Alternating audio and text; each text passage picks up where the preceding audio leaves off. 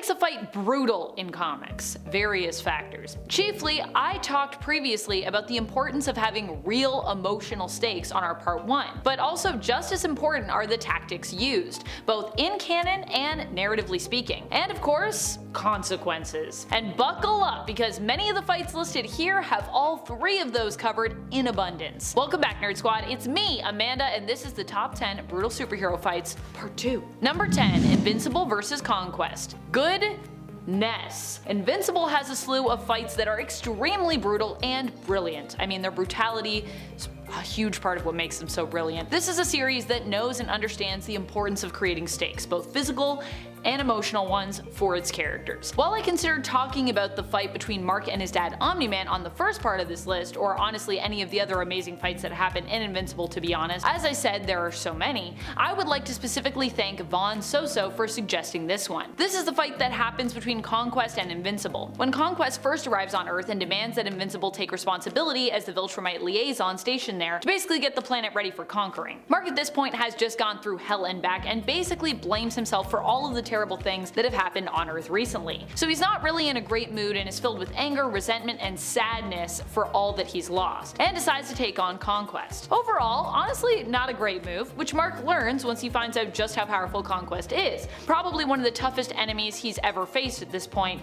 which is kind of par for the course for Invincible, because I feel like every time Mark faces someone, he's like, well, I've done a lot of things, and then he's always like, dang, how is this person even more powerful? How is that possible? Honestly, it's saying something, because at this point in the story, Mark has faced like a lot of tough opponents, including a whole army made up of evil versions of himself. The fight gets even more brutal when Adam Eve comes in to help, having literally flown up off a hospital bed where she was currently healing herself to do so. And I know what you all are thinking, wow, Amanda, what a number 10 spot. This is a crazy fight. But yeah, that's all part of the drawing you in, because we got a lot more crazy fights coming up, even though this one might actually be one of our craziest. But wait for that number 1 spot, that one's wild. And friends, before we move on to our next spot on this list, if you love what we do here at Top 10 Nerd, be sure to show us by clicking that like button. Number 9, Deadpool vs. Black Box and Black Tom. I still can't believe how close Deadpool came to dying in this fight, and the real crazy part is it wasn't even the villains really who put him in that situation. They were more like the catalysts for him putting himself in danger as he fought against them both. This one comes to us from Daniel Way's run on Deadpool, which happened back in 2008. Here at one point, Deadpool becomes cured of his mutation. With his healing factor gone, he is turned back into handsome Wade Wilson, but at the same time a big target is of course placed on his head when those he has royally pissed off in the past basically realize he's now very killable. 2 people who end up coming for him are the villains Black Box and Black Tom, and to fight their fire, Deadpool decides to use some of his own fire, using literal fire, using a lighter and basically gasoline to create his own flamethrower. However, while he wins the fight, or while he survives the fight at least, I would call it a win for Deadpool here, he ends up pretty badly injured after setting himself on fire during it. He gets a little too excited with that sort of gas station flamethrower he made, and also, you shouldn't do that at a gas station, as we learned in that comic. Number 8, Superboy Prime vs. The Darkest Knight. This one is brutal in a way that pulls at my heartstrings. This fight happens in the comic Dark Knight's Death Metal: The Secret Origins. While the fight itself is pretty short, the emotional and character building implications for it are powerful. The emotional stakes here are high. Superboy Prime ends up facing off against the Darkest Knight in the hopes of defeating him and helping to basically save the multiverse. Now, while he doesn't completely succeed here, he does help turn the tides for his fellow heroes, and this story provides a great redemption arc for Superboy Prime, who was once a hero, basically turned into a massive villain, all because he suffered the heartache of losing his world. While facing off against the Darkest Knight, Superboy Prime is basically offered to be spared and even join up with the Knight's own army of Supermen. He sees a vision of a life he could have in the future where he is once more a hero, fighting alongside his other heroic colleagues if he decides to, join up with the Darkest Knight, who can give him that reality. However, he acknowledges that this would still not be the world he lost, noting that both his parents and Lori would still be absent here. Tempted, Superboy is grounded in reality suddenly by the reappearance of Crypto, and ends up refusing the offer, fighting against the Darkest Knight and giving his life in doing so. While the battle is not finished yet, this is a crucial moment where the tides turn for our heroes, weakening the darkness and allowing the heroes to basically rise up and end up winning the day. It is then confirmed that Superboy Prime did indeed die as a result of fighting back. However, he either gets his world back through his journey into the afterlife, or possibly through the multiverse's reconstruction following the resolution of death metal. So he's either dead and then he's brought back, or he's dead and he's in the afterlife and he just kind of gets a little happy ending in the afterlife. Number 7. Dazzler versus Techmaster. One of the most brutal things you can do to a character, we all know, is not to just throw them brutally across a room into a wall, but literally throw them so forcefully that it looks like they were simply drawn sideways in a fight. Like someone took that figure and rotated it, which is what happens in this comic. And I was like, wow, you know that's bad. Look at Dazzler go, she's literally like this. That's what happened to Dazzler when she faced off against Techmaster. Well, Techmaster is very much, I would say, a lesser known villain, having only appeared in about a handful of issues during his time in the comics. This fight still personally had me on the edge of my seat. Honestly, a lot of classic stories have me on the edge of my seat. I just feel like the suspense just feels so heightened. While Dazzler usually pulls out all her bells and whistles in a fight, in this one she has her special portable radio made by Reed Richards, Mr. Fantastic of the Fantastic Four, destroyed, and ultimately it comes down to basically kind of like fisticuffs as Dazzler fights desperately for survival here. She does win and even almost causes the death of her opponent as he tumbles backwards and falls over a railing. However, her manager, Harry Osgood, manages to rush in at the last minute and save the villain from certain doom, and with his life saved, Techmaster basically decides to make peace with both his rival Harry and with Harry's talent, Alison Blair. So it all kind of works out in the end.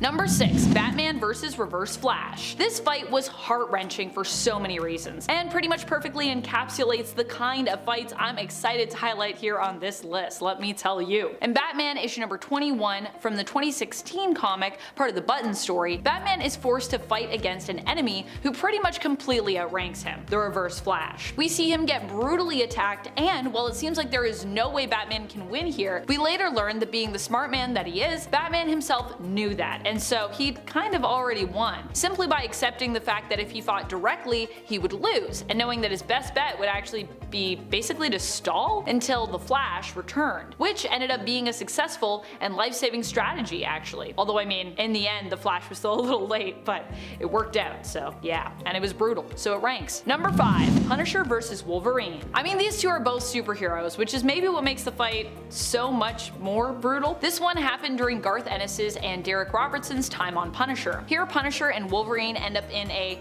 kind of a reluctant team-up, or a team-up gone wrong, I would say, when Wolverine questions Punisher's methods here. As a result, to prevent Wolverine from hunting him down, or at least to kind of like slow Wolverine down because, you know, he's pretty unkillable, Punisher resorts to all kinds of brutal tactics, including shooting Wolverine point blank in the face with a shotgun, allowing him to have his limbs basically sawed off, attacking him below the belt, and steamrolling him. Literally, he got steamrolled. He got a steamroller and he ran Wolverine over. Boy. Wolverine of course survives all this mistreatment, but it's still a brutal read, and it's brutal in like a lot of ways to me. Definitely a brutal fight. Number 4. Batman vs. the Joker. During the events of Endgame, no, not the Marvel Endgame, the comic story from Batman Endgame, Joker and Batman essentially end up trying to straight up murder one another, or at least from a reader standpoint, that's basically what it seems like. Well, Joker at this point boasts of a healing factor that he claims he received hundreds of years before due to him being like basically this ancient being, far more ancient than Batman could have ever imagined. It's revealed through the course of their fight that, you know, this is probably not true, as Batman ends up successfully nullifying Joker's abilities in a way that reveals he only recently probably stumbled upon these powers and is definitely not as old as he claims and is just trying to mess with Batman, which honestly is the Joker way. Number 3. Conan vs. Kulan Gath. Just when you think Conan is going to take this one, the script gets flipped on you. This fight comes to us from Savage Avengers issue number 25, so good. Here, Kulan Gath faces off against Conan, who has come back to battle this fiend with the help of Kang. So you would think, with the impressive arsenal Kang has at his fingertips, that Conan would have this, right? Well, this is Kulan Gath, probably at his most powerful. He is the ruler of the world here, and even though Conan manages to maim him, he's not able to defeat him in hand-to-sorcery combat in this issue. Though of course there is a greater plan at work here, which ends up balancing the scales in Conan's favor in the end, but during this issue we don't really get to see that. Instead we focus on this bloody and gruesome battle fought with magic, energy weapons, armor, swords, symbiotes, and sharp fingernails.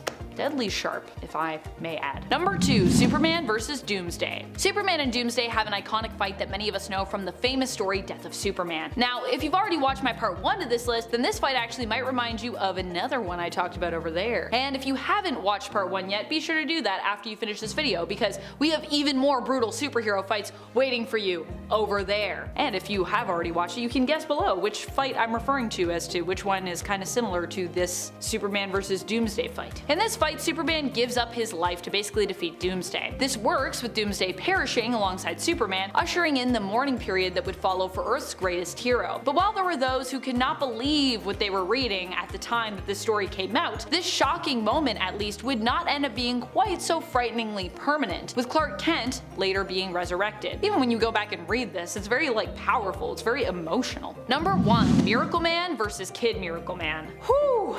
This is a brutal one. Thanks to Michael Lavender for suggesting this one in the comments. I honestly do not think of Miracleman often enough in my day-to-day. When I'm talking about comics, the Miracleman is something that exists sort of near the back of my mind. So thank you so much for suggesting this one, because now I get to talk about Miracleman, which is just a great time. Talk about a character and a story and a fight. Rather, this one is honestly more of a massacre by the end. Less of a fight, more of just a brutal massacre.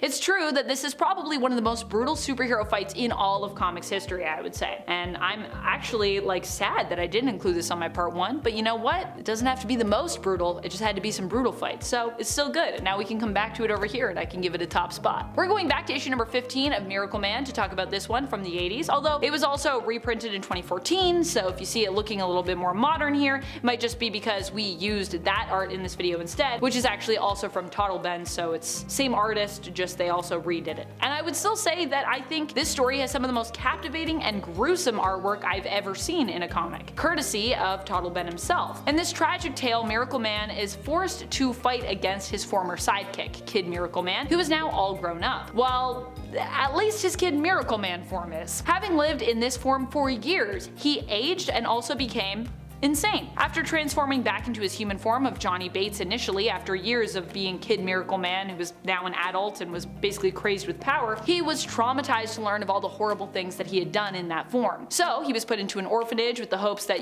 being around other kids his age might help him to drown out the voice of Kid Miracleman that still plagued his mind and was kind of living in there. However, after being tormented by the other kids and suffering from SA, Johnny ended up saying the magical name of Miracleman, transforming back into Kid Miracleman and unleashing him on the world. Thousands, 40,000 people were killed in the massacre that ensued after this transformation, and in the end, Miracleman got lucky when Kid Miracleman was forced to say the magical word once more to escape the pain of the injuries he'd suffered in battle. Also, this battle, I should admit, took pretty much everyone to even just get him to turn back, so that's wild. Knowing that there was likely no way to save Johnny from his evil alter ego, and therefore no way to prevent this kind of awful massacre from happening again, potentially in the future, Miracleman was then forced to offer Johnny a sense of comfort, holding Johnny's head before he basically crushes it in his hand. I have trauma just from reliving the story and rereading it. That's all the time we have for this one. If you want more brutal superhero fights, let us know in the comments, because there's definitely a lot more we could talk about. And until next time, you stay nerdy, YouTube. Bye!